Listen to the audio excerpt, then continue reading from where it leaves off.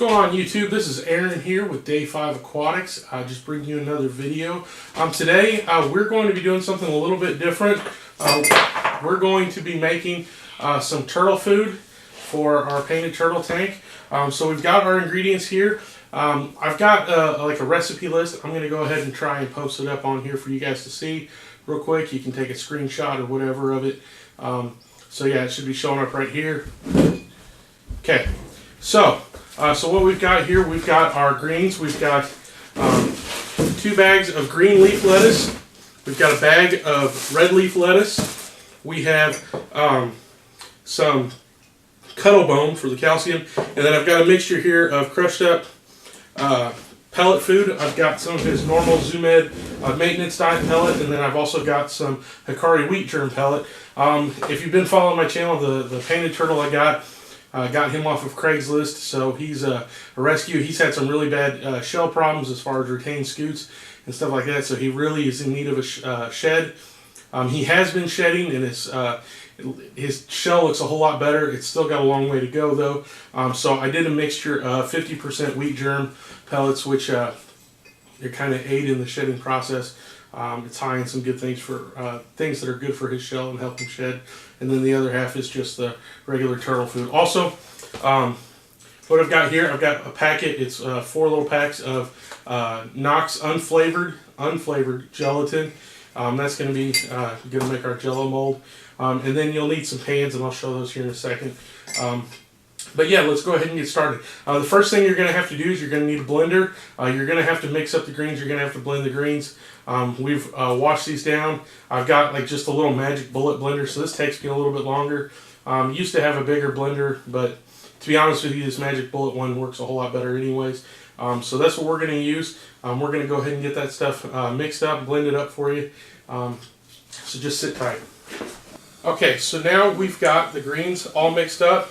It's going to look something like this. And I know it looks all cleaned up right here, but just know that this part makes a lot of a mess. But we're going to set this aside for now, and then we're going to focus on mixing the gelatin mixture. Okay, so next what we're going to do is we're going to mix the gelatin. Now, I'm making a double batch, so you can do what you want. So I'm going to be using all 4 of these packets. And I've got a cup of water. It's like I said, it's not all tuna juice, but some tuna juice and some water. And so I'm going to use all 4 of these packets. And then I'm going to have my little helper here, Adeline. She's going to stir it up for me. And then while we're doing that, we've got water on the stove that's boiling. And then when this is done, we're going to let it set aside for about a minute or so. And then we're going to add it and mix it in with the boiling water. And then make the gelatin mix with that. So, pour that in. What kind is gelatin? It is unflavored gelatin, Knox unflavored gelatin. But does it have color? No, it doesn't have colors. Why? It just doesn't. So. What makes the red in the thing? Food coloring. All right, so mix that up for me, sweetie. All right.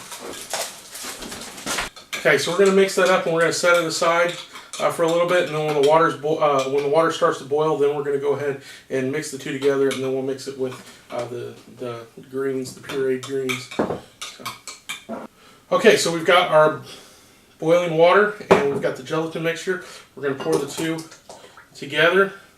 We'll mix them in together. Okay. Okay. I'm going to go ahead and do this part. Okay. Just so it'll go quicker. All right. So you're going to mix this up.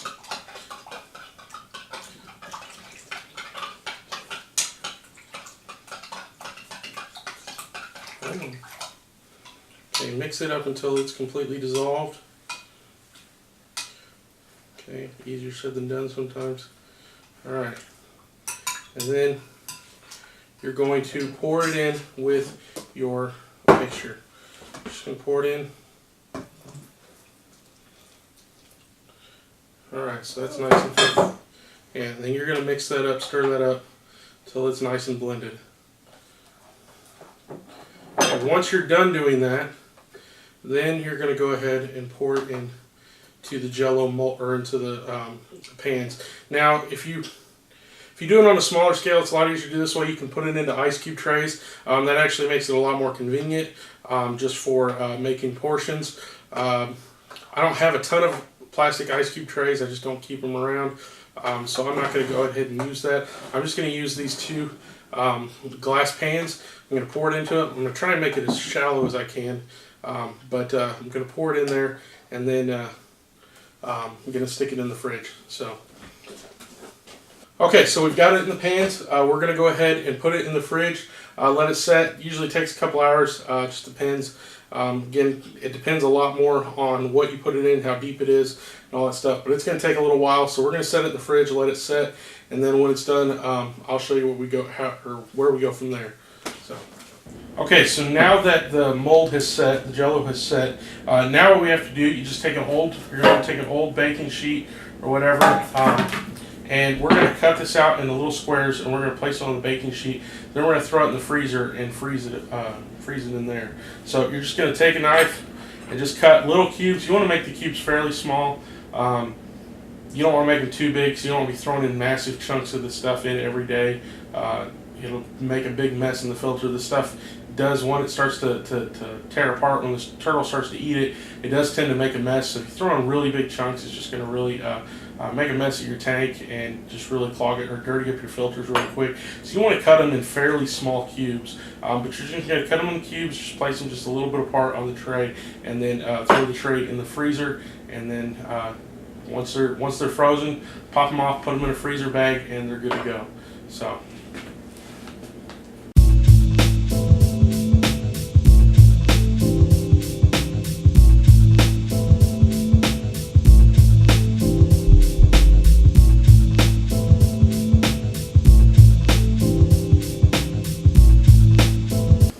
Okay, so that's all there is to it. Like I said, once they're frozen, you can just take them out, use just a little spatula or whatever, scrape them off the pan, put them in a freezer bag, and you're good to go. Feed them, just drop 1 or 2 in every day, or depending on what your feeding schedule is. But yeah, that's all there is to it. It's pretty simple. This is coming from a guy who messed up macaroni and cheese last week. So if I can make this, if I can do this, you guys can do it. Just follow that recipe card like I posted at the beginning of this video, and you should be good to go. So thanks for watching. We'll see you later.